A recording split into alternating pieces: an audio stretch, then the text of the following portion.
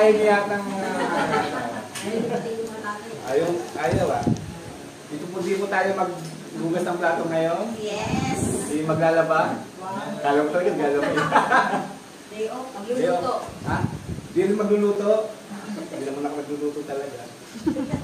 Amen? Pag-usapan naman nga, hindi tungkol sa tatay.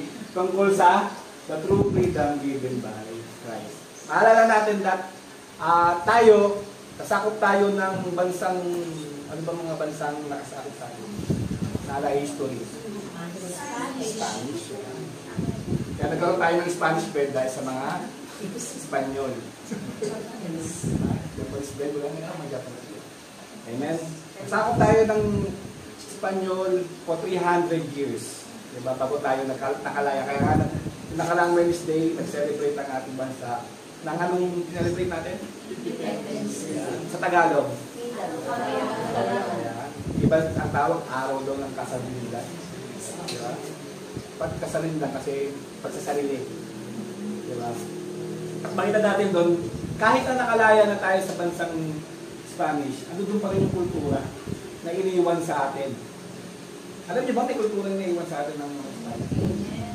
Kaya yung mga salita natin, halos katugma.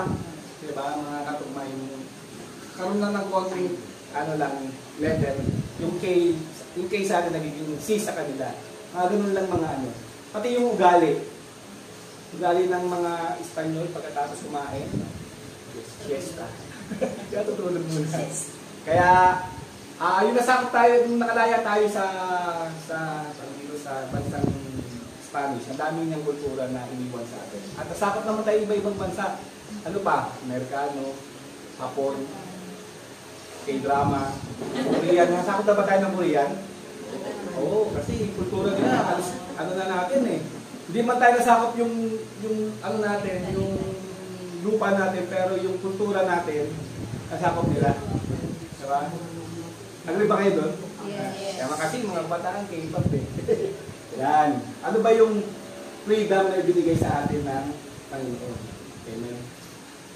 Pakibasa po sa Romans 8:2-4. For the law of the Spirit of life has set you free in Christ Jesus from the law of sin and death. For God has done what the law, weakened by the flesh, could not do, by sending His own Son in the likeness of sinful flesh and for sin. He condemned sin in the flesh in order that the righteous requirement of the law might be fulfilled in us, who walk not according to the flesh but according to the Spirit. Amen. In reality, there is no such thing as freedom. Naniwala pa kayo doon? Wala naman totoong kalayaan eh. Parang tumahimik kayo. Napaisip. Napaisip ba?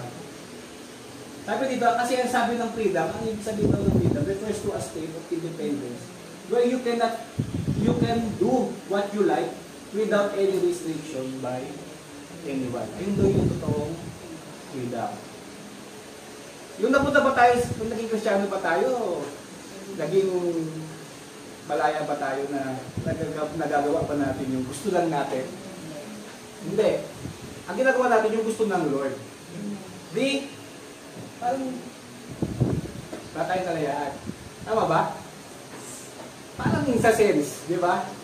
Na sinakop tayo ng ating Diyos. Pero ang kagandahan nito, yung pagsakop sa atin ng Lord, iba yung bunga. Kasi yung unang sumakop sa atin, yung bunga ay kamatayan. Ano si John 8? So if the Son sets you free, you will be free indeed. From what? Saka tayo naging malaya? From sin and death. Naging malaya tayo sa sin and death. Sabi dito, but now that you have been set free from sin and have become slaves of God. Diba, naging nalaya tayo sa kasalanan, pero ipaandar naman tayo sa Lord. Kasi naging slaves naman tayo ng God. O, meron bang kalayaan? In a sense, parang wala. Kasi ang Lord naman ang sumunod sa, sumakop sa atin. Parang hindi kayo nag-agree ah. Diba? Kasi kung hindi tayo sakop ng Lord, yung sarili lang natin masusunod. Yung ating sariling kagustuhan, sariling desisyon.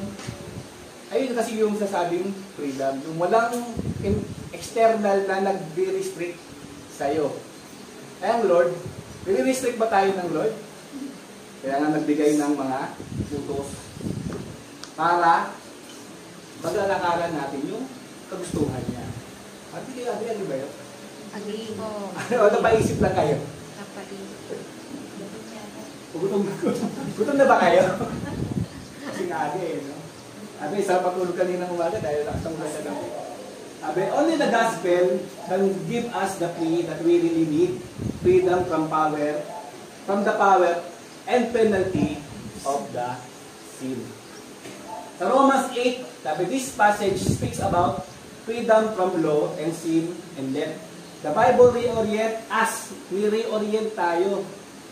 Kasi dati, doon tayo papatungo sa kamatayan. Ni-reorient yung ating pagiging, yung pagiging kusang tayo, naaalipin tayo ng sin and death. Reorient us, what freedom do we really need? We need to be made right with Him, remember the holiness of God and the sinfulness of man. Sa Romans 8, 2-4, sabi, flows out of, galing daw sa Romans 8:1. Sino yung nakabasa nung nakaraan diyan? Romans 8:1. Yung nakakaalala?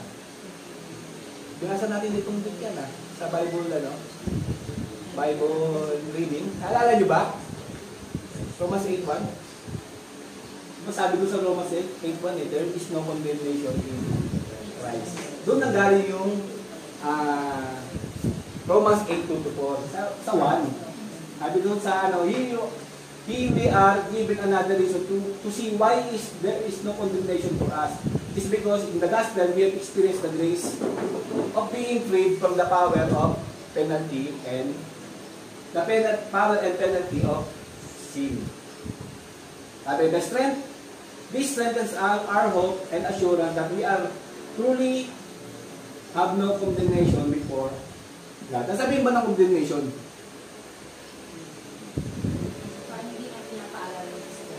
Hindi tayo judge.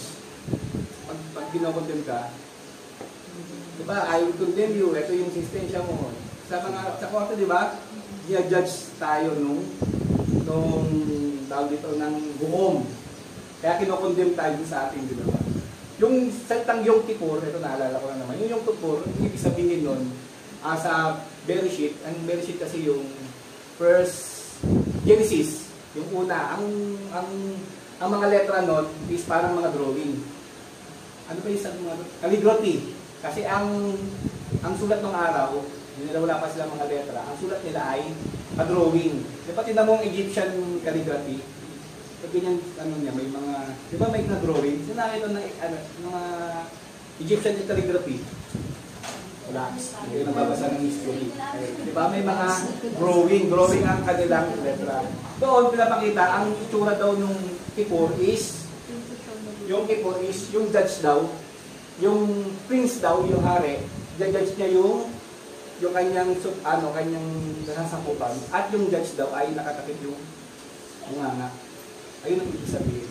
Hindi niya judge yung tao. Kundi bumaba siya, yung judge bumaba siya, at siya yung nagbayad no kasalanan nung kanya na judge. Ayun yung atonement, ibig sabihin ng atonement.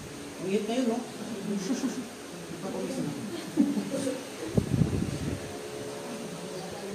Ito yung Romans 8:1. There is no ay basa po. There is therefore now no condemnation for those who are in Christ Jesus. Amen. Sabi, ang Lord, hindi tayo kinokondem. Tayo pa kaya. Hindi tayo din-judge. Kaya, huwag tayo mag-judge ng tao. Pero, ibigay natin sa kanila yung katotohanan. Yung katotohanan. Kaya, pag ginamit natin yung Great Commission, hindi tayo pumunta dun sa lugar na yun para mag-condemn, mag-judge ng tao dahil sa kalalagayan nila. Kasi oras na ginudge natin sila, walang mangyayari sa atin. papakita natin sa kanila yung katotohanan na ang kasalanan ay nagbubunga ito ng kamatayan. At kailangan nilang magkaroon ng kalayaan doon sa penalty ng sin and ng kasalanan, yung ito ay kamatayan. Sabi, our God will not condemn us from our past, present, and or future for those are in Christ. Agree? Maraming na mag-agree. But feeling nyo natin, nakakondemn kayo, ano? Hindi naman. Sabi, past, present, and future. Namatay ba ang Lord para sa present lang natin? Pati future natin. Binayaran niya na. Kaya, for those who are in Christ. Tandaan natin, kung tayo kay Kristo talaga tayo at wala nang makakapag-iwalay. Kaya sabi, sino ba yung makakapag-iwalay sa atin sa kapag-ibig ng Lord? Wala. Diba? Kahit kasalanan. Hindi makapag-iwalay sa ibig sa Lord. Truth to ponder. Being set free in Christ, sabi sa Romans 8:2, for the law of the Spirit of life has set you free in Christ Jesus from the law of sin and death. Sabi, una, tayo ay nasa law of sin and grace. Ano nagpa-set free sa atin? The law of the Spirit. Diba? Merong pumalit. Pumalit. This is why there is no condemnation in Christ, because we are set free from the law of sin and death. Law sometimes refers to God's law. But in this verse, it's talk about principle and power. Diba? Ang power ng sin and death, pagkapanganak pa lang natin, andyan na. Sabi, two laws contrasted in verse 2. Una, law of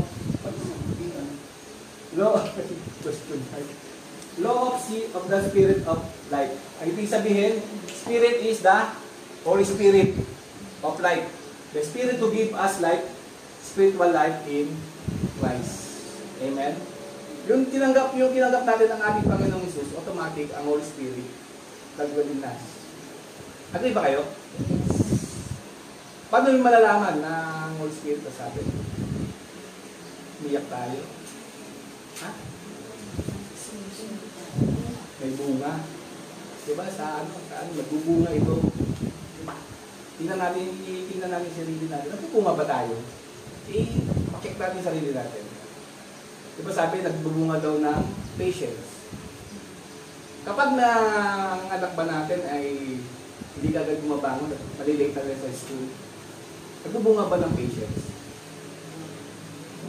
O nagbubunga ng galit? O nagbubunga yung bunganga natin. Bunganga, hindi bunga. Naging bunga nga. Diba? Ngayon, tatawa-tawa siya pag na kayo kaya din. Pagiging bunga, ibig na bunga, nagiging bunganga. Yung maliliit pa, bunga pala ngayon, yung malaki na, bunganga na. Sabi, the Holy Spirit is the one who opens our ears to gospel and regenerates us and gives us faith. Amen? Every time na nag-share tayo ng Word of God, hindi tayo yung nagpapabago sa tao. Tandaan natin, hindi tayo yung nagpapabago sa tao. Ang nangungusap sa Kanya, ang Holy Spirit. Kaya huwag kayo ma-frustrate na kasi pag tayo, ma-frustrate tayo. Diba? Ang Holy Spirit yung nangungusap sa Kanya. Ayan, tandaan natin ha. Kaya nga sabi ng Lord sa atin kapag ginawa natin ng Great Commission, kasama natin siya hanggang sa huli. Hanggang sa huli kasi ang Lord ang kasama natin pag nag-share. Siya yung nangungusap. Ako na. Okay. Kanina, law of life. Ngayon, law of sin. The ruling force and the power of the sin and spiritual and eternal. Then, sabi sa Romans 6:23, the wages of sin is death. We come into the world with this principle ruling us. Amen? Kasi, salamat sa Eva at Adan, kaya kasama tayo sa rulership ng sin and death. At ang Lord, meron siyang ginawang way para makaroon tayo ng freedom sa law of sin and death. Sabi, being set free in Christ Jesus, set you free in Christ Jesus. When you came to the faith in Christ, it was the Holy Spirit giving us faith and spiritual life. Karoon ba ng buhay ang ating spiritual life? May pagbabago? Dapat may pagbabago. Pag walang pagbabago, tanongin natin sarili natin. Nagdudwell ba ang Holy Spirit sa atin? And the setting us free, the old way of living, sin, death, and condemnation. Illustration of credit death. Sabi sa Proverbs 2:22 verse 7, ay basa po. The rich rules over the poor, and the borrower the slave. Totoo po yan. O, sinabi sa Bible, totoo yan. Di ba? Diba kapag may utang ka, you are slave to the lender. O sa yung pinaputangan mo. Okay, when we owe something to someone, we usually feel or experience anxiety, burden, shame. But once it is paid, we free of debt and things that goes with it. Tama daw. Amen. At totoo yan eh. Dahil kapag may utang ka, diba, imbis na sasalubong ka, piligo ka. Diba? Dating doon ka bumibili, hindi ka na bumibili doon. Kasi alam mo, hindi ka pa makakabayad. Pero kapag nagkaroon ng kalayaan, mawawala na rin yun. Tama ba? Pero meron ako nabasa sa Facebook eh. Pag hindi ka daw makatulog dahil may utang ka, gagawin mo daw, tawagan mo daw yung nagpautang sa'yo, sabihin mo, hindi ka makakabayad. Para siya naman ang hindi makakatulog. Kasi, sabi, tama pag sinapag may utang sa'yo, sabihin hindi mo makakabayad, hindi ako makatulog. Unahan lang kung sino hindi makakatulog. Okay. Ganun yung standard ng mundo ngayon. Pag hindi matulog, sama muna rin siyang hindi makakatulog. Sabi, ay salamat, nakatapos na rin ang marami ako naririnig yan. Makakahinga na rin ng maluwag. Lalo na pag may utang. Pero, makikita mo, pagkatapos, utang ulit. Sisiki pa niya naman yung paghinga niya. Sabi, the Christian experience kind of freedom in gospel. Freedom from the power of penalty and penalty of sin. Only the gospel can give us the freedom we really need. Amen? The possibility and the reality of freedom. How do we know this freedom is real? If God said, I paid your debt, how do we know we can trust Him? Sabi, God has taken the initiative to set us free and His salvation accomplished that we need. Amen? Bago palalangin ng tao, ng Diyos ang tao, nakaset na, meron na siyang, alam niya na yung gagawin niya, meron na siyang initiative. Kasi alam niya na mangyayari. Ito ngayon tanong, between freedom and predestination. Diba sabi sa Romans 8:29, we are predestined to conform the image of His Son. Ang sabi na predestined? Nakatakda. Kung nakatakda na, ito yung choices natin. Alam din na lahat, di ba? May effect ba ito sa choices natin? Kung alam niya na yung choice mo, plus mo. Nina? Pero yung mapaigsi o mapahaba yung lakad mo. Pero alam niya na yung choice mo. Alam niya na. Alam niya yung choice mo. Kasi tandaan natin, ang Lord, hindi siya bound ng time. Wala siya, outside siya ng time. Kaya alam niya lahat. Hindi katulad natin, finite yung ating time. Kay time limit tayo. Pero ang Lord, outside siya ng time. Parang ganito yan eh. Diba, si Eyong, dahil busy siya, hindi niya napanood yung last game ng NBA kagabi. Ngayon si Owen, sinabi sa nanalo pala sino pa ngayon nilalaban? Mabilis siya ha? Boston. 3-0 na ba? 3-1, nakaabot pa. Diba? Sinabi ni ano, ito yung naging, ano kagabi? Naging laban kagabi. Ang nanalo si Dallas. Ito yung score. Di, parang ulit ni Eyong. Pero alam niya na. Alam niya na yung kakalabasan. Pero may impluwensya pa ba siya sa ginawa ng mga player doon? Wala na, kasi tapos na. Pero, alam niya na yung kalalabasan. Ganun ng Lord. Diba? Alam niya na yung magiging outcome. Pero yung influensya niya, yung choice ng tao, diba? Ayun pa rin yung gagawin ng tao. Pero nakita niya lang yung magiging katapusan. At daan natin na kapag nakikristo tayo, ang ating destiny is victorious. Amen ba? Konti na lang. Konti na lang. Kasi parang hirap ng buhay ngayon, parang hindi tayo victorious. Diba? Pero tandaan natin, kung ano man hirap ng buhay ngayon, ang nararanasan natin pagsubok, sa bandang huli, victorious pa rin tayo. Diba? Victorious pa rin tayo. The possibility, ay ba't bumalik? The inability of the law.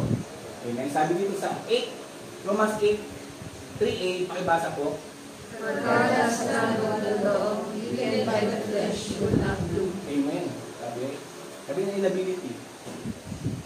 Enable the, hindi na siya. Inability. Hindi na siya, wala siya ability. Wala nang kakayanan.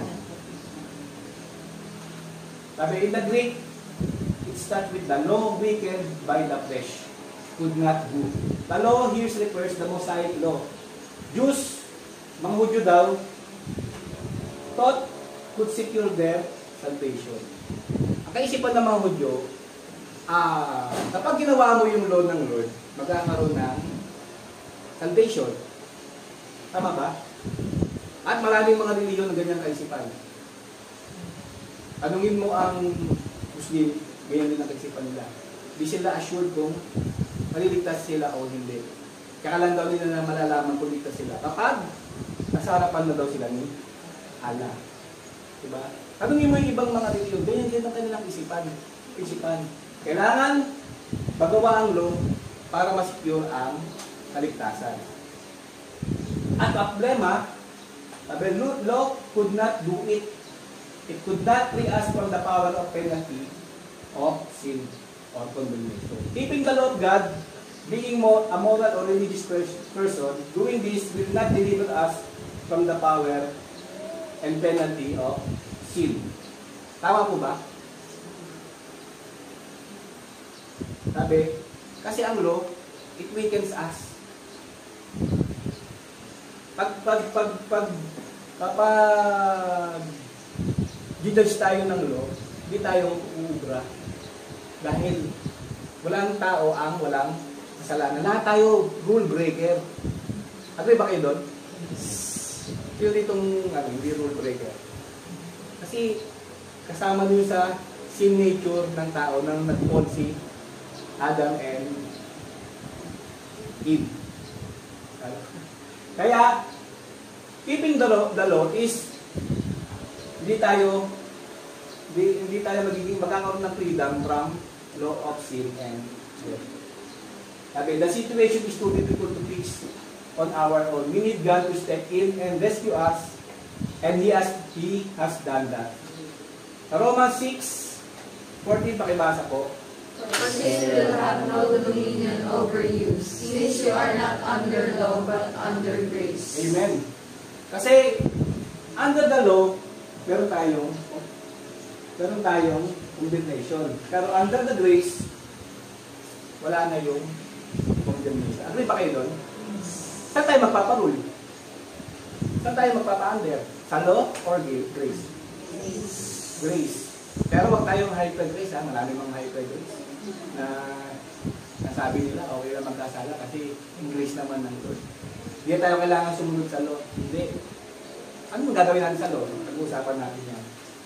Sabi, question, if we are not under the law, why we keep it? Sabi, unang tatandaan natin, God's law is given to a specific tribe or nation, Israel. So it will be distinguish them from other nation. Ang Lord, binigay ang Ten Commandments, binigay ang mga commandment niya, specific nation. Ang bansang Israel. Tandaan natin yan ang bansang Israel ang pinagbigyan ng Diyos ng mga law. Kasi para ma-distinguish sa kanila, ma-distinguish ang kanyang nation sa ibang karatig na bansa. Sabi, there's two kind of law in Mosaic law. Una-una is the moral law. Sabi, the moral laws is mishpatim, relate to justice and judgment, and are often translated as ordinances. Mishpatim are said to be based on God's holy nature. Amen? Kaya, yung moral law is written in our heart. Kasi sabi dito, based on God's holy nature. Diba sabi sa Bible, we are created in His own image and in His own likeness. Sabi ba image? Nature ng Lord yun. Nature ng Lord yun. Kaya, yung moral law, kahit na hindi niya pakilala Lord, alam niya yun. Tama ba? Tama ba?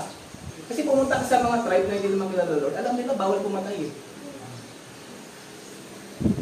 Ganun bang ano? Diba alam nila?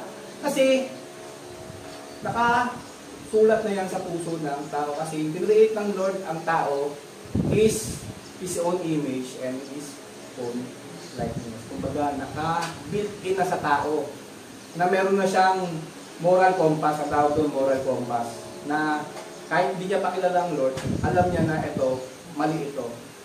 Diba? Alam niya mali ito. Sabi, as such, the ordinances are holy, just, and unchanging. Their purpose is to promote the welfare of those who obey. The values of the law is considered obvious by reason and common sense. The moral law encompasses regulation, justice, respect, and textual conduct, and includes the Ten Commandments. It also includes penalty for failure to obey the ordinances. Moral law does not point people to Christ. It merely illuminates the fallen state of mankind. Sabi, ang law daw, hindi ito magpapalapit sa Lord. Pinapakita dito kung paano malayo na ang tao sa Diyos. Tama ba? Kasi kung papunta kay Kristo ang law, ang problema, wala nga makakasunod. Kung papunta sa Lord, pinapakita dito kung paano nakalayo ang tao sa Diyos. Kaya, yung Ten Commandments na walang makakasunod. Ang ating Panginoong Jesus lang. Modern Christians are divided over the applicability of mishpatim in church age. Some believe that Jesus' assertion that the law will remain in effect until the earth passes away. Matthew 8:5-18 means that the believers are still bound on it. Sabi ng mga iba. Sabi sa Matthew, kasi sabi yung Matthew 8:5-18, pakibasa po. For truly I tell you, until heaven and earth disappear, not the smallest letter, not the least stroke of a pen, will by any means disappear from the law until everything is accomplished. Amen. Kaya yung kanilang paniniwala na under pa rin tayo ng law. Under pa tayo ng law? Wala na naman sumagot. Sabi na nga, hindi tayo under ng law. Di ba? Pero hindi ba pwede ibig sabihin hindi tayo under ng law, hindi, tatanggalin na natin yung law. Kasi ang law magiging guide na lang natin. Magiging guide natin, magiging compass natin patungo sa Lord. Amen? Others however understand that Jesus fulfilled this requirement. Matthew 5:17. Sabi sa Matthew 5:17, pakibasa po. Do not think that I have come to abolish the law or the prophets. I have not come to abolish them, but to fulfill them. Amen. Pumunta ang ating Panginoon para i-accomplish yung law na hindi natin kaya. Na hindi natin kaya. Sabi sa Galatians 6:2, which is taught to be love and love others. Sabi sa Galatians 6:2, bear one another's burdens and so fulfill the law. ang law is about law of Christ. Ano ba yung law of Christ? About love, mercy, and grace. Hindi na judgment. Ay, wala. Nagulat din siya. Although many of the moral laws in the Old Testament give excellent example as to how to love God and others and love others. And freedom from the law is not a license to sin. Freedom from law is not a license to sin.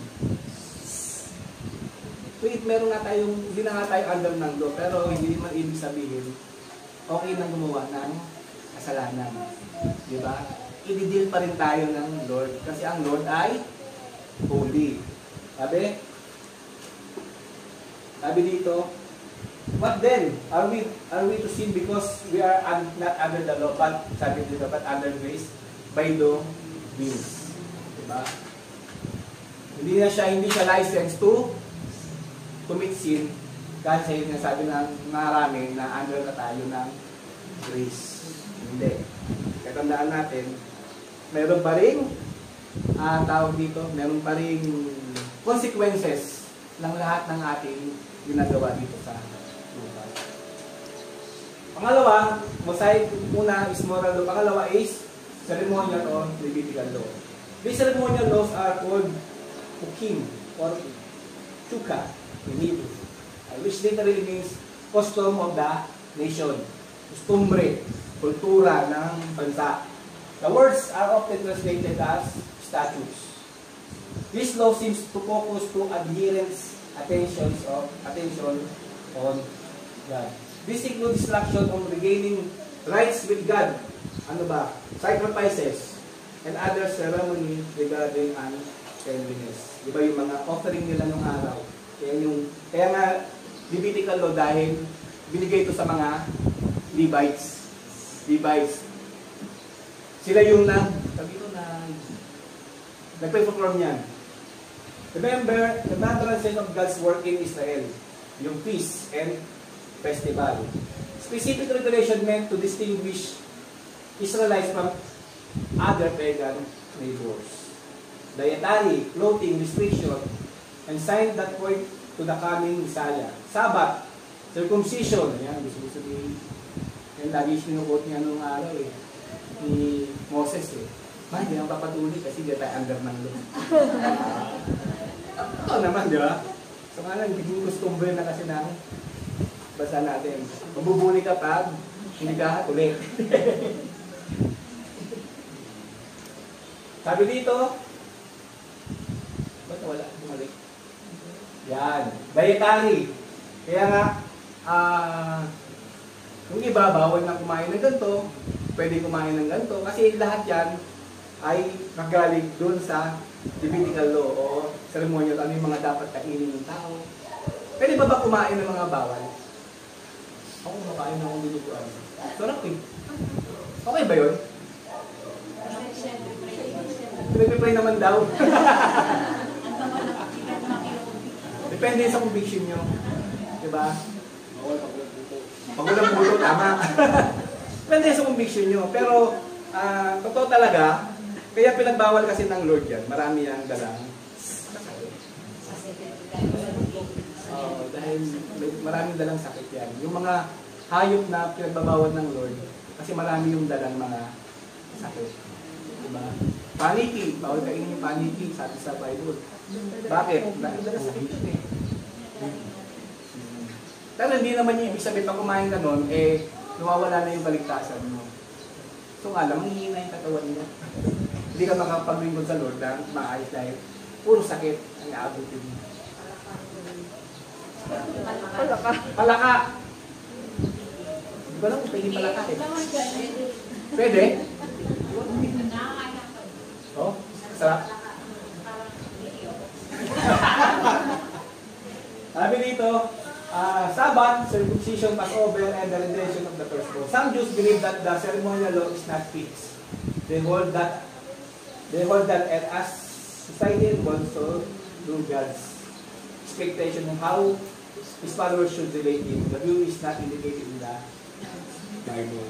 Diba? Kaya ngayon yung may mga kakilala ako, mga kakilala ako mga Messianic Jew, eh, yung sunod pa rin nila yung mga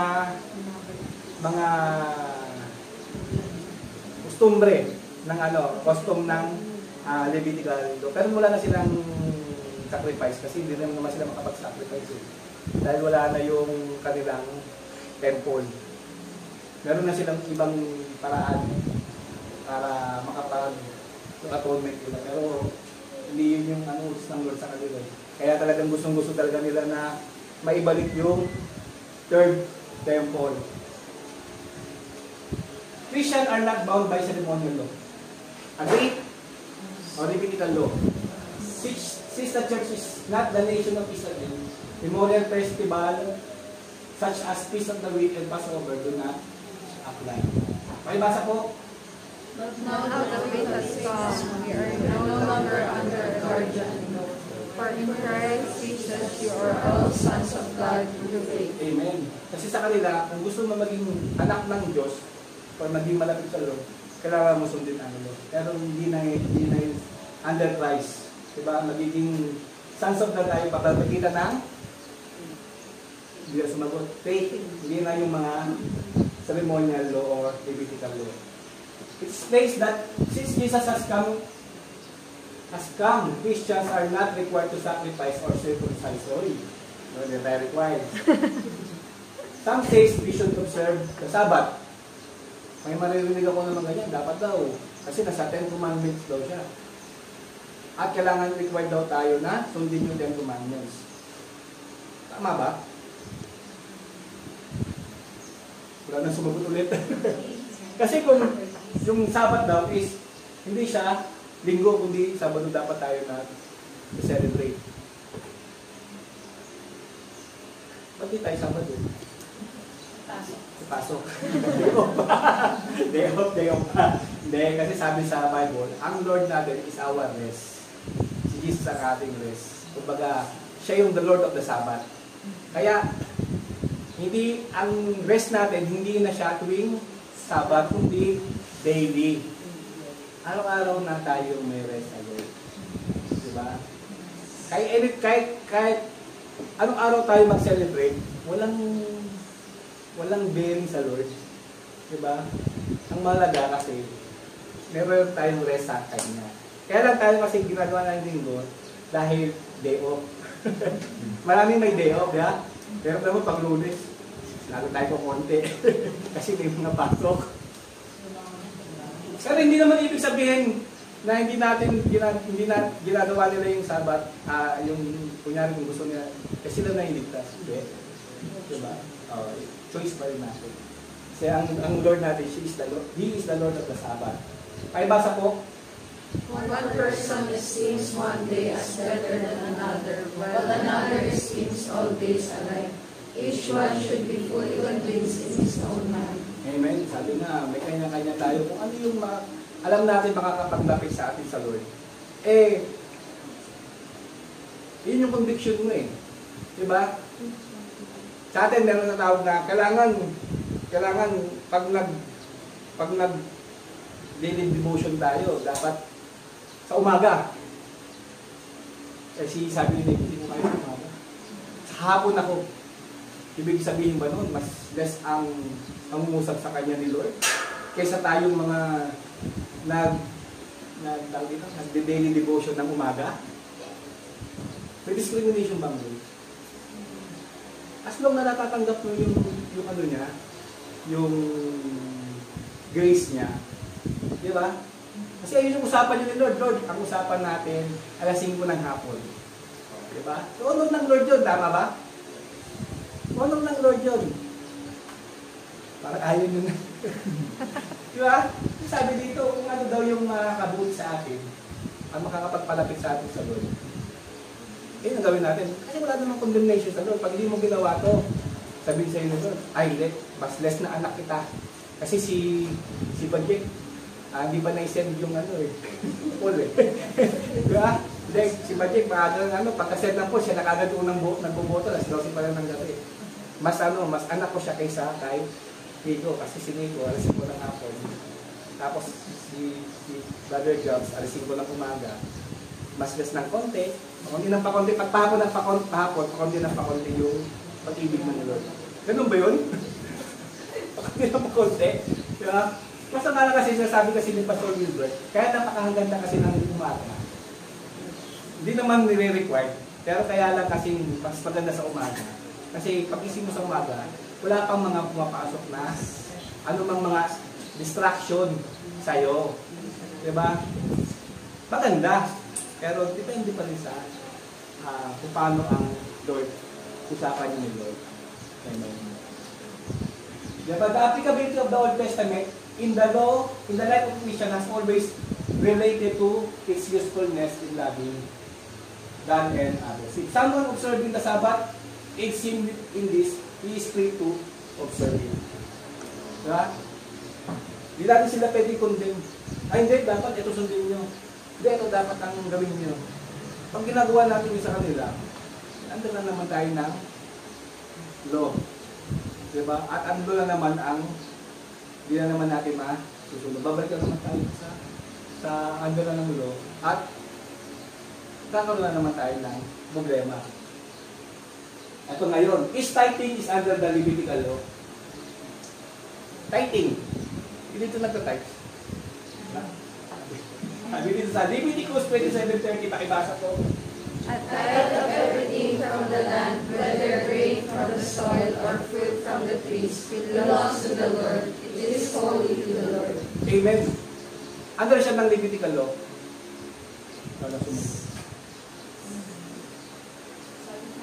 Ang sabi? Under siya? Under siya ng Levitical law, di ba?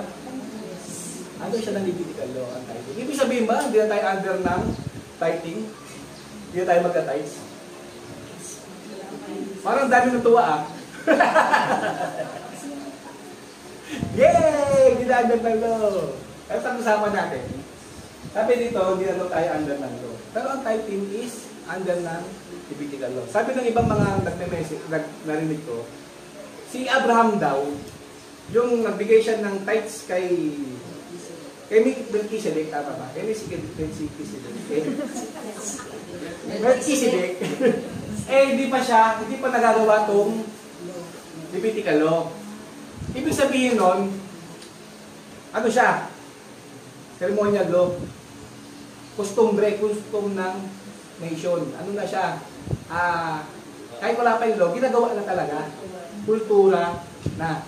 Pero, since na naglabas na ng batas ang Lord through the Levites, na supersede na yung customary nila. Parang ano yan eh. Dati ito yung ginagawa namin. Pero nang sa batas na, parang niligan na. Diba? Kumbaga, in-under na siya ng law. Na-under na siya ng law. Ibig sabihin nun, yung ginagawa ni Abraham, na-under na siya ng law. Kasi nilabas na yung batas eh. Diba? Ayun na yung susundin ng nation. Kaya under na siya ng Levitical law. Tama ba? O ibig sabihin man nun, hindi na tayo magka-tithes.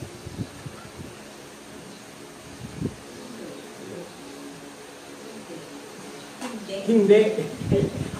parang sabi, paano ba mag-tithes na ang hindi na tayo under ng law? Sabi dito, tandaan natin, ito yung prinsipyo na i-share ko sa inyo. Ang prinsipyo ng tithing is, tandaan natin, ang Diyos, siya may-ari ng lahat. He owns everything. Your life, ano man trabaho mo, ano man ang hilig mo, siya may-ari ng lahat.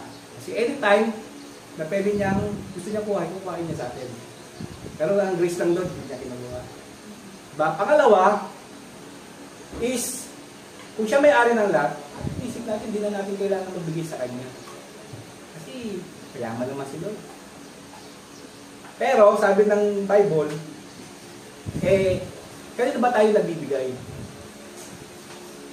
Sa church ba? Sa JFPC ba? Sa pastora ba? Sa mga elders ba? Sa mga workers ba? Tandaan natin, ito yung magbibigay tayo, hindi tayo nagbibigay kung sino man, nagbibigay tayo mismo sa Lord. Kasi kapag iniisip natin, titignan natin na nagbibigay tayo sa church, sa tao, ina-account lagi natin sila.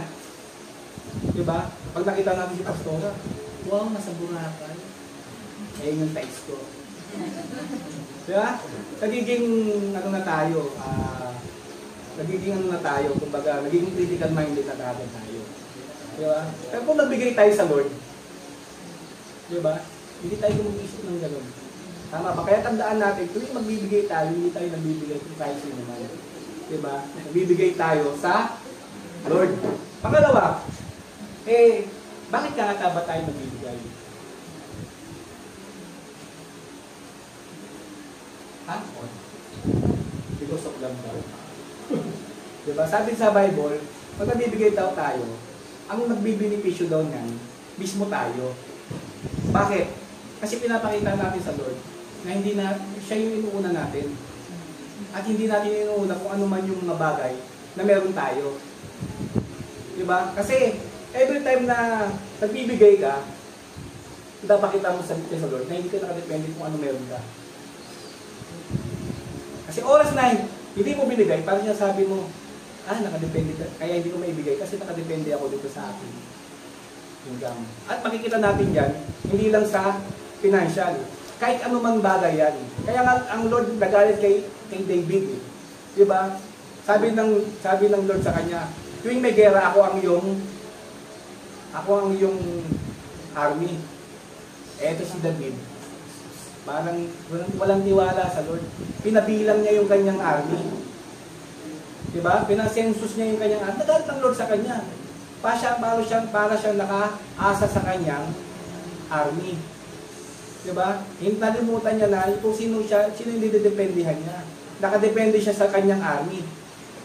Kaya, every time na nagbibigay tayo sa Lord, pinapakita natin sa Lord na hindi tayo nakadepende sa kung anong meron tayo. Nakadepende tayo sa Kanya. Amen. Pangalawa, ano na ba magkano ba ibibigay natin kung di naman tayo under ng law? Magkano ba? Kung di na tayo under ng law, wala nang limit. Kasi pag di na natin ng law, abolish na yung law, wala nang limit.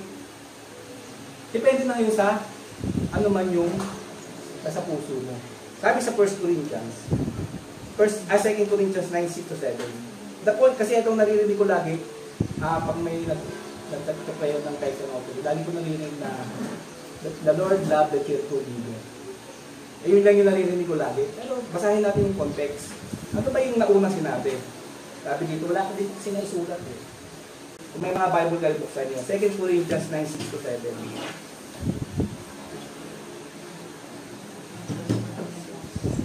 2 Corinthians 9:6 and 7.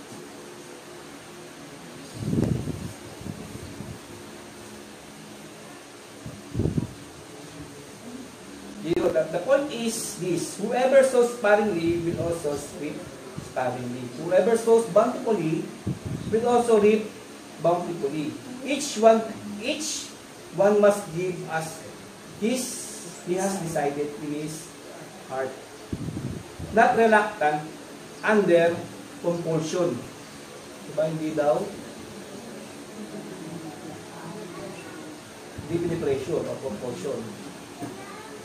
Sabi dito, for God loves the cheerful giver. Sabi, tandaan natin, yung pinigay ng Lord sa atin is yung kanyang grace. Hindi mababayaran ang anumang yung kaligtasan, hindi mababayaran ng kahit anumang meron tayo. Diba? Tama ba? Pero sabi ng Lord dito, kung magbibigay tayo, gusto niya ng Lord, masaya yung ating puso. Amen? Sa puso pa rin nakatingin, sa motibo pa rin ang Lord nakatingin sa atin. Amen? Kung nagbigay ako ng 5%, titignan ng puso. Titignan ng Lord ang puso mo. Kung kanino ka nakadepende. Kung nagbigay ka ng 20%, titignan pa rin ang puso ng Lord. Ito ba ba't nagbigay ng 20% to? Para ba magyabang? O para sabihin malaki yung binigay niya? Kasi maraming sa panahon ni Jesus, ang dami niyang nakitang ganyan. Diba? Yung nasa nasa ano sila, nasa opening box sila. Diba sabi ng mga mayayamang mga businessman, pinapakita pa rin yung mga namimigay. Sobra-sobra dun sa kanilang sa mga namibigay ng iba. At sabi, tapos meron ng isang babae nagbigay ng isang kusito. Ang Lord, sino mas pinagpala? Ang babae nagbigay. Tapos tinignan ng Lord, hindi yung magkano amount na kaya natin ibigay. Kundi kung ano yung nasa puso natin. Puso pa rin yung titignan ng Lord. Kahit magbigay ka ng 90% kung masama loob mo,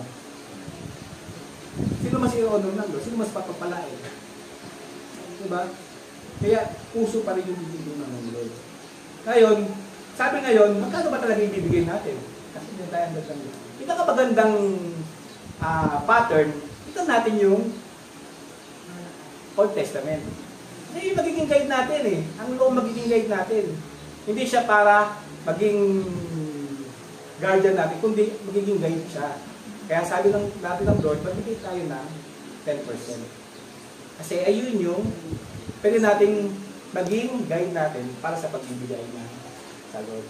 Kasi ayun yung naging custom na natin. O, naintindihan nyo ba? Yes. Kailangan ba magbigay sa Lord? Yes. Kailangan magbigay sa Lord. Kasi doon pinapakita natin na hindi tayo nakadepende kung ano ba meron tayo. Amen? Okay? Agree ba kayo? Yes. Okay. Lipat na tayo. Nakatagal na tayo dyan. Sabi dito, God took the initiative. By sending His own Son and likeness the sinful flesh, and for sin, He condemned sin in the flesh. Kaya pumaba ang ating Panginoong Hesus para siya mismo ang makondemn. Siya mismo ang i-judge. Kaya nga, yung kasalanan ng past, future, and present, kanyang inako. Kaya sobrang tindi ng pagkaako niya. Mismo ang tatay niya lang, hindi siya kayang tingnan. Diba? Hindi siya kayang tingnan dahil sa pag-ako niya sa kasalanan. Para tayo, hindi tayo yung makondemn. Magkaroon tayo ng totoong kalayaan sa sin and ayaw na. Sobrang na daw.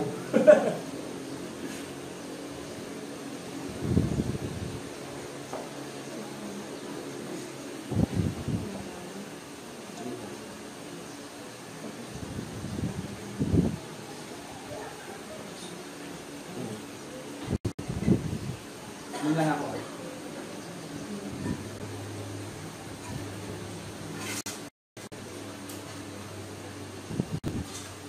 Down, please.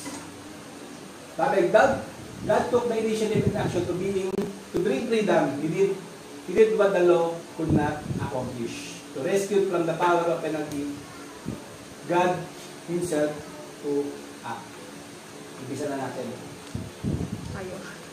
God acted for us that we might be free. He saw our wretched state and has done something about it. Only the gospel can give us freedom that we need. Here's how God do it. Romans 8:3-4. By sending His own Son in the likeness of sinful flesh and for sin, He condemned sin in flesh in order that the righteous requirement of the law might fulfill in us who walk not according to the flesh but according to the Spirit. Sabi A, God did by sending His own Son. By sending His own Son, God sent His only begotten Son to save us. John 3:16. Only God man could deal with the sin that exists between God and man. Amen? Kasi ang pag bumaba si Lord ng Spirit, hindi naman mamamatay ang Spirit. Diba immortal yun? Kaya kailangan niya bumaba in flesh para i-deal yung kasalanan sa flesh. By Son, God's Son came as a human by sending His own Son in the likeness of sinful flesh. Jesus was truly man. True. Sabi, Jesus and truly divine. Tandaan natin kasi kung truly man lang siya at di siya truly divine, sayang lang yung kamatayan niya. Kasi kailangan ang magbayad ng kasalanan natin is truly God and truly divine. Jesus did not have fallen nature and have never ceased. Amen? Jesus paid for human sin. Okay? Tignan natin, din nagkasala si Jesus, ha? God's Son came for a purpose by sending His own Son in the likeness of the sinful flesh. Jesus came for sin, which can be also translated as sin offering. Jesus came to deal with our sin. Ay, basa po sa Romans 3:25.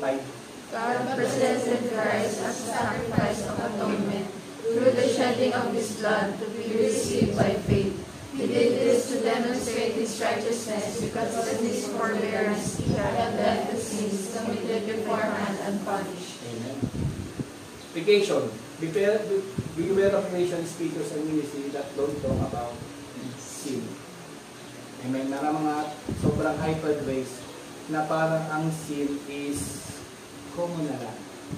Yung right becomes wrong and wrong becomes right. Ano nang ganyan na okay lang. Okay lang, pero hindi nila pinag-uusapan ang sin. Amen? At pag may pumunta ba ditong LGBTQ, tanggapin ba natin? Tanggapin natin, pero dapat malaman niya yung consequence ng immoral act ng pagiging LGBTQ community. Diba? Dito kinukondem yung tao, kinukondem ng Lord yung immoral act, yung kanilang ginagawa. Diba? Ginagawa. God brought about condemnation for sin through the substitute. He condemned sin in the flesh. At the cross, Jesus was condemned for sin, took our guilt, penalty, substitutionary atonement. God didn't get rid of the law's righteous requirement, but in mercy and grace, condemned Christ. Pangatlo, letter E, the result of the law is fulfilled in order that the righteous requirement of the law be fulfilled in us. Kaya si Jesus, sabi niya, He fulfilled the law. Diba? Kasi kung hindi niya mapupulfill yung law, yung requirement ng law, hindi niya makasagip ang tao. Kailangan i-fulfill niya muna yung law. Kaya puno siya dito. Pinapulfill niya yung law, diba?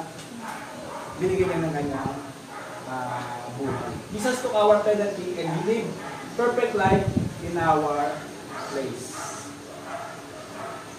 Righteous requirement of the law fulfilled in us.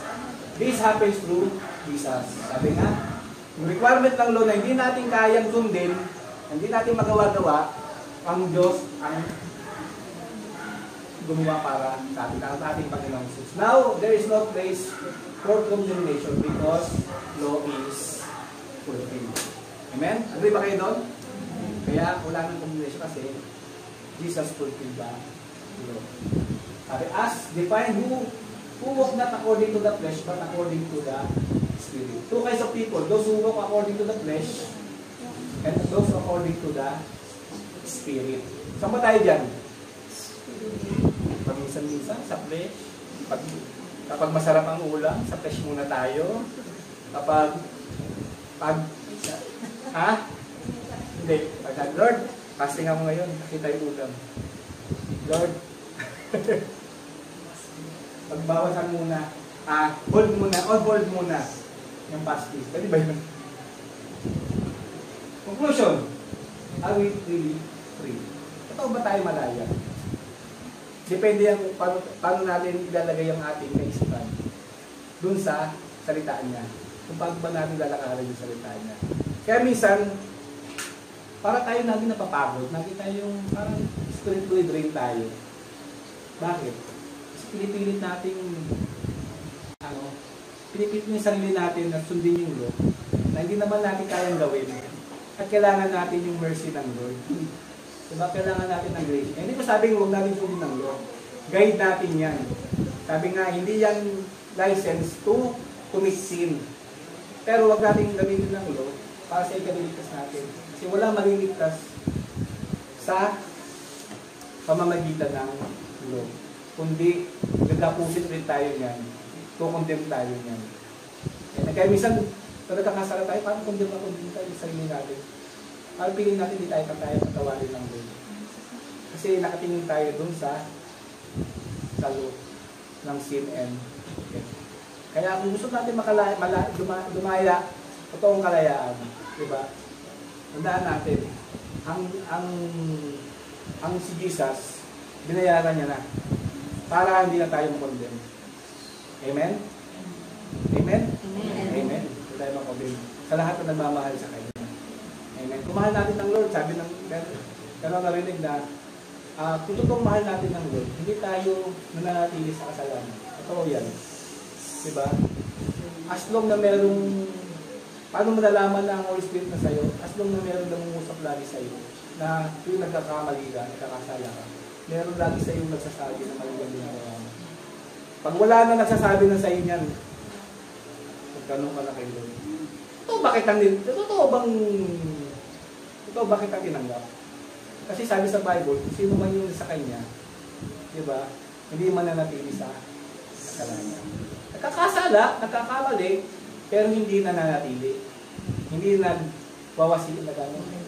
Hindi yung kaisipan na, tsaka na ako hihingi ng tawad sa Lord kapag malapit na akong mamatay. Yan, ang mga, kasi andyan naman yung grace ng Lord. Eh kung namatay ka, dito pa nakahingi ng tawad. Hindi yung gano'n yung kaisipan ng totoong Kristiyano. Totoong nasa Kanya. Kasi araw-araw sa buhay niya, ang kanyang laging, ang will ng Lord is napapurihan siya sa araw-araw ng buhay. Amen? Okay? Tayo po ay tumayo. May tanong ba kayo? Naintindihan naman? Yes. Naintindihan talaga ha? Huwag ako nagtanong sa inyo. Okay, kung tayo po ay yung manalangin. Lord, maraming salamat, Panginoon, sa umagang ito, Panginoon. Pinakita mo, Lord, na there is no condemnation in you. Maraming salamat, Lord, sa iyong kamatayan sa krus. At sa totoong kalayaan, Lord, na ibinigay mo po sa amin upang ang aming buhay, Lord, ay mabuhay kami, Lord, na masagana, Panginoon. Walang condemnation, Lord. Maraming salamat po, Panginoon, at patuloy mo, Lord. Kami, Lord, baguhin, Lord, ang aming kaisipan, Panginoon, patungkol sa iyo, Panginoon. Yung nagawa mo sa krus, Lord, hindi yung nagawa namin, Panginoon. Maraming salamat, Lord. I-bless mo, Lord, ang bawat isa. I-bless mo, Lord, ang aming mga trabaho, Lord, sa mga tatay. I-bless mo, Lord, ang aming araw, Panginoon. Maraming salamat, Lord, at binigyan mo kami, Lord, ng kakayanan, Panginoon, na maging tatay sa aming mga anak, Panginoon. Salamat po, Panginoon. At ikaw, Lord, ang naging pattern namin. Maraming salamat, Lord, sa bawat isa. I-bless mo, Lord, ang bawat negosyo, ang bawat nag-aaral, Panginoon, mga nagpakasyon, Lord, na estudyante, Lord, i-bless mo po sila, Panginoon, na gamitin nila, Lord, ang time na ito, Panginoon, hindi para sa kanilang sarili lamang, Panginoon, kundi, Lord, ma-share, Lord, ang iyong salita, Panginoon. Time, Panginoon, para ma-share, Lord, ang iyong salita, Lord, sa kanilang mga classmates, Lord, sa lahat ng kanilang mga kaibigan, Panginoon. Maraming salamat, Lord, maabutan mo kami, Lord, na ginagawa, Panginoon, ang kalooban mo, Lord, dito sa lupa. Maraming salamat, Lord. I-bless mo, Lord, ang aming church, ang aming pastora, Lord. I-bless mo, Lord, ang bawat desisyon niya, Panginoon. Naway empower mo siya, Lord, ang iyong banal na espiritu, Panginoon, upang ang aming church, Panginoon, ay maging spiritual church, Panginoon. Hindi, Lord, religious church, Panginoon, kundi, Panginoon, na lumalakad, Lord, sa iyong katwiran, Lord, sa iyong mga prinsipyo, Panginoon. Maraming salamat, Lord, sa bawat isa. Ikaw, Lord, ang mapapurihan, Panginoon. Sa aming financial, Panginoon, sa aming health, Panginoon. Ikaw, Lord, ang mapapurihan, Panginoon. Depende lamang kami sa iyo, Panginoon. Hindi kung ano meron kami, Panginoon. Dahil ikaw, Lord, ang author, ikaw, Lord, ang may-ari, Panginoon, ng lahat, Lord, na nandito, Panginoon. You own everything, Panginoon. Maraming salamat, Lord. Ikaw po ang may taas, Lord, sa buhay namin. Mag-glorify ka namin, Lord, sa aming araw-araw na ginagawa. Ito ang aming samot na langit sa kahit pangalan ni Jesus. Amen.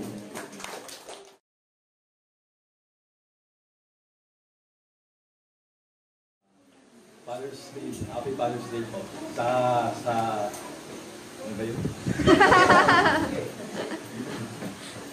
Since araw ng mga tatay. Bawal maglaba. Ano tayo? Ba't ka natin sa akin?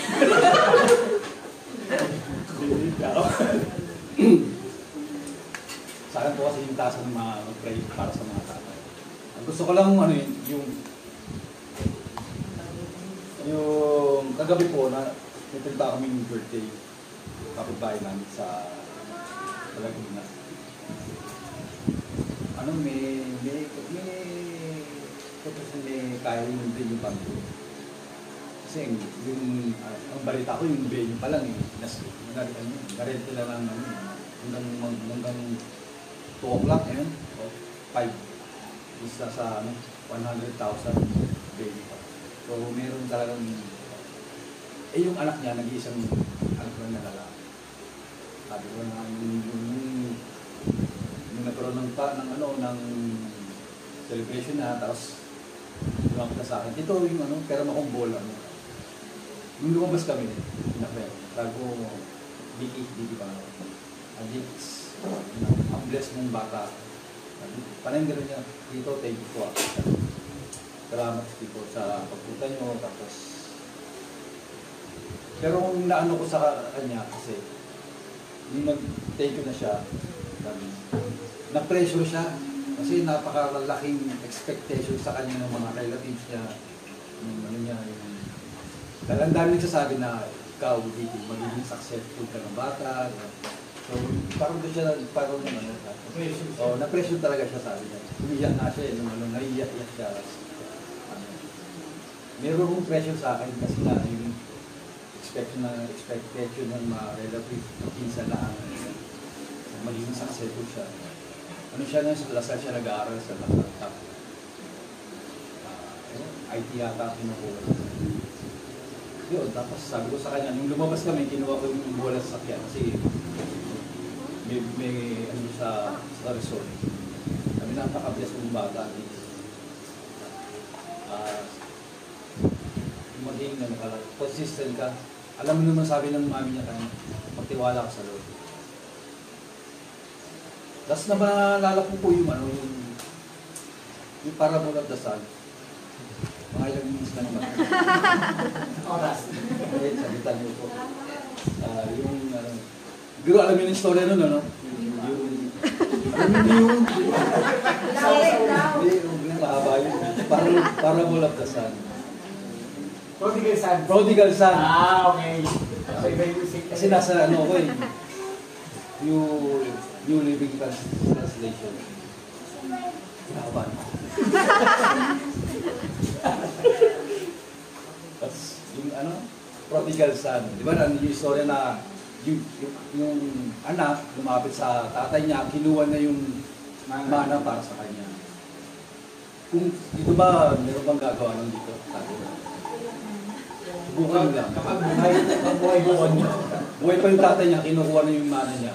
Ibig sabihin, hindi siya mabuting anak. Wala siyang respeto sa magulang niya. Buhay pa yung magulang mo, kinukuha mo yung mana. Walang respeto sa magulang. Pero sobrang mahal ng tatay yung anak, binigay niya. Kasi ayaw niyang magkaroon sila ng pag-aaway, pagtatalo ng kanyang anak. Binigay niya. So then, alam natin yung istorya, no? Binigay, tapos naglangmierda. Siguro, inubos sa Ayala, lumipat sa MOA, nag-time zone, malipat-lipat, nanood ng concert, punta ng arena, ng bus. Ganun, tapos, toma-toma, yan. Dumating yung time na nawala na, ang sabi po, naubos yung pera, nakuha niya. And finally, sa Luke 15:17, and finally came to his senses, kamalayan, yung Tagalog, kamalayan. And he said to himself, at home even he heard. Hindi ba nagtrabaho siya sa isang alagaan ng mga hayop? Sa kultura nila, yun yung pinaka-maruming hayop sa panahon ng kultura nila, yung pag-aalaga ng hayop na yun. Baboy, tapos dumating yung time na alos yung pagkain ng baboy, kinakain niya na. Kaya naalala niyo yung tatay niya. naalala yung tatay niya kasi yung tatay niya na kahit ganun siya, kung mag-alaga sila sa tauhan nila, samahan nila sa trabaho, hindi tinuturing na naranasan niya. Sana po nasundan niyo po. Yun. He came to his senses. Kailangan talaga darating yung time na magkaroon tayo ng kamalayan, conviction, magising tayo. Kasi pag hindi yung dumating doon, hindi yung aabot, hindi natin mararanasan yung ano yun. Basta yun. Basta ba? Tapos tatalala. Sabi ko sa 21 naman, tapos sa 20 ng Luke 15, na so he returned from his father while his long way off. Karoon siya ng desisyon, hindi siya ng tawag sa tatay niya. Naano ako rin sa story talaga nito eh. Binabalik-balikan ko ito. Yung bumalik siya sa tatay niya, Father, sabi sa 21, Father, I have sinned against both heaven and you. Nagkasala siya sa tatay niya, sa Lord. Pero bukas loob siya tinanggap ng tatay ko. Anong ginawa ng tatay niya? Sa verse 22, tinawag niya yung mga alagad niya, tauhan niya. Winelcome uli siya, tinanggap uli siya. At meron pang isang nagselos, diba? Alam natin so na may nagselos na kapatid. So, pag humingi po tayo ng tawad sa aking magulang at meron tayong nagawang mga anak natin, sana wag lang mo sa magulang kasi nasaktan natin ang magulang natin, humingi tayo ng tawad.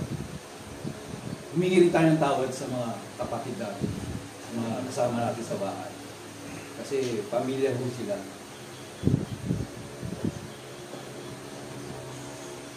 So yun na po ang istorya.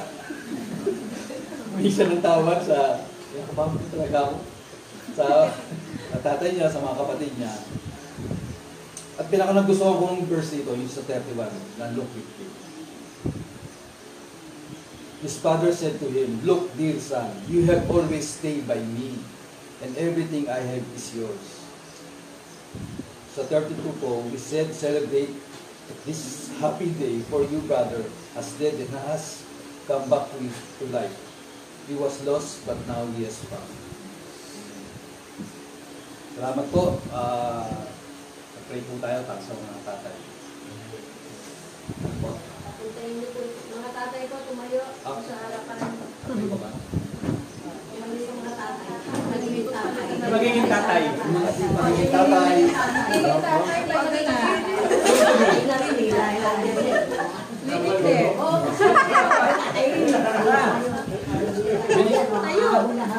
Iyan mo muna, i-confess mo na. Hindi pa ako graduate eh. Receive it. Welcome back ulit kay Kuya Richard. Kasama mo natin sila. Meron po kayong sabihin?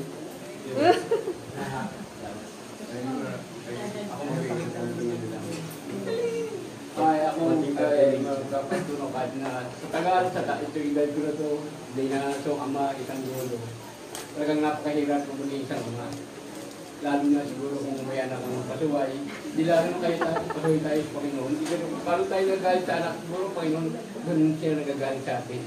Pero alabasa ama, kailangan natin yung timpi, pag-itimpi. Kasi kung bibigay natin ng galit, ang lalong lalala, lalong walang mangyayari. Kaya puli ng Panginoon, sa kabila ng mga dinaranas ko, sa kabila ng mga pinagdadaanan ko, napapasalamat ako pag binibigay niya ako ng kainahunan. Pero sa wala ng Panginoon, kasi minsan kapag iisip ako na hindi tama, dahil nga sa mga karanasan na dadalaran ko. Kaya puli ng Panginoon sa kabila ng lahat ngayon, binigay niya ako ng pagtitipi, pagbabangon loob ng kainahunan. Puli ng Panginoon na sa lahat. Amen.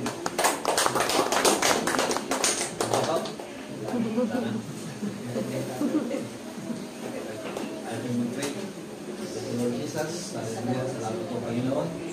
Sa araw na ito, Lord, at nagkaroon po kami pagkakataon, Lord, mga tatay, Lord, no, manalangin tayo, Lord God. Tinataas ko po ng bawat tatay nandito, Lord Jesus. Patuloy mo kami palakasin, Panginoon, at magkaroon ng passion, Panginoon, Lord, sa pagsunod sa iyo, Panginoon, at pagiging faithful, Lord, sa aming mahal sa buhay, Lord, at pagiging, Lord, sa aming trabaho, Panginoon, God.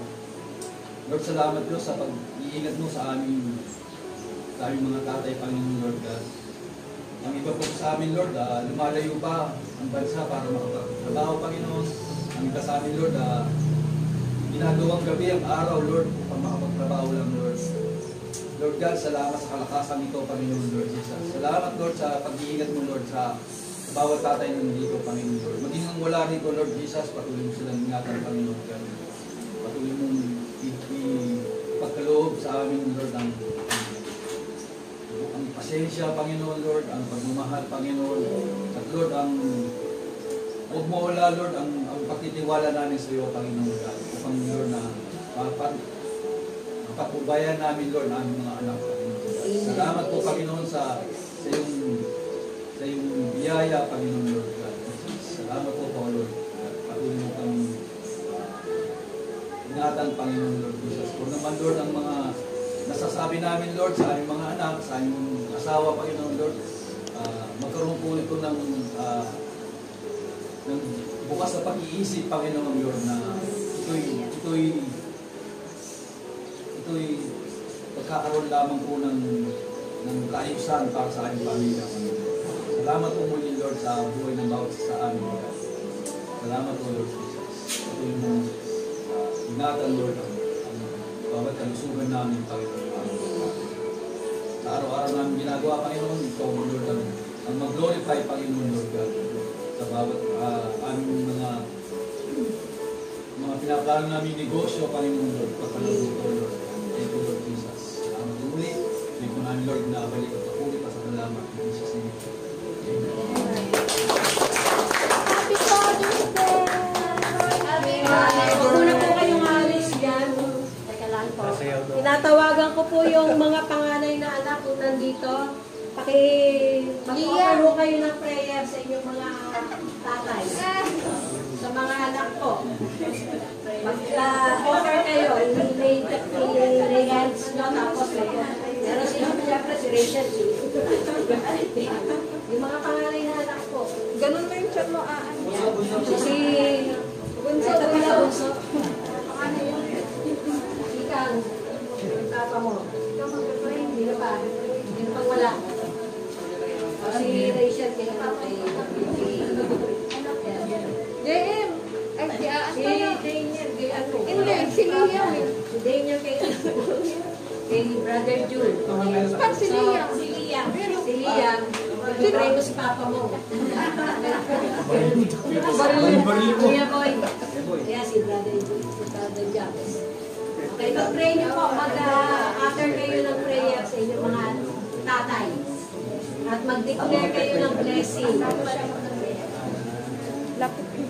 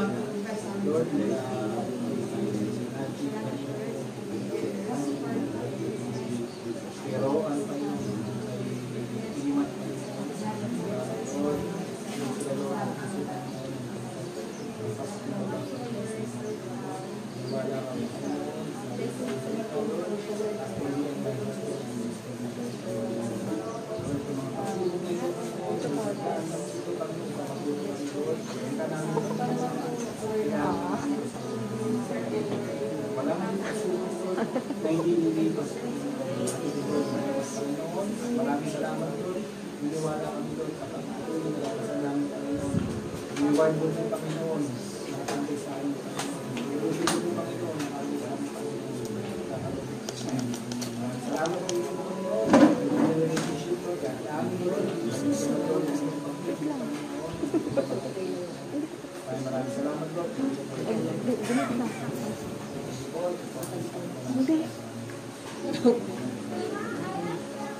Tayo din manalangin. Heavenly Father, salamat po sa buhay ng mga ama ng tahanan ito. Dalangin ko po, Panginoon, that I will continue to rise up, Panginoon, righteous family, Panginoon, na patuloy po sa next generation, Panginoon, dahil yun po ang design mo, Panginoon, na bawat isa, Panginoon, sa mga pamilya, sa mga magpapamilya, ay hihiwalay sa kanilang kinalakihan, Panginoong pamilya, upang patuloy, Panginoon, na ang kalooban mo as a family ay magawa po nila, Panginoon, bilang pagsisimula sa mag-asawa, ganoon din po, Panginoon, sa pagkakaroon ng anak.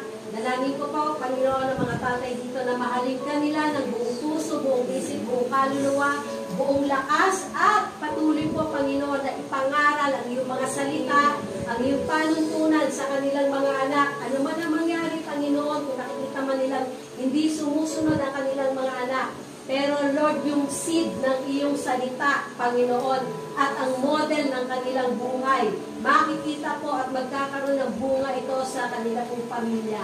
Salamat po, pagpalain mo po ang bawat pamilyang represented dito, mula po sa Baculo, sa Pascua, kay Ray Reynaldo, Panginoon, kay Damien Cantibuan, kay June Cantibuan, kay James Testor, kay Brother Boy Vergavera, kay Cornelio Reynaldo, maging kay Pastor Erwin Castillo, Panginoon, maging kay Armin Moron, dalangin ko po na ikaw ang patuloy na manguna sa kanilang buhay. And thank you, Father God, maging kay Brother Edwin Dayaw. Salamat po sa biyaya mo, Panginoon, at patuloy ka pa pong mag-raise up, Lord, ng mga godly fathers, Panginoon, godly families, Panginoon, dahil yun po ang pagkatawag mo sa inyong iglesia. This we pray with thanksgiving in Jesus' name. Amen.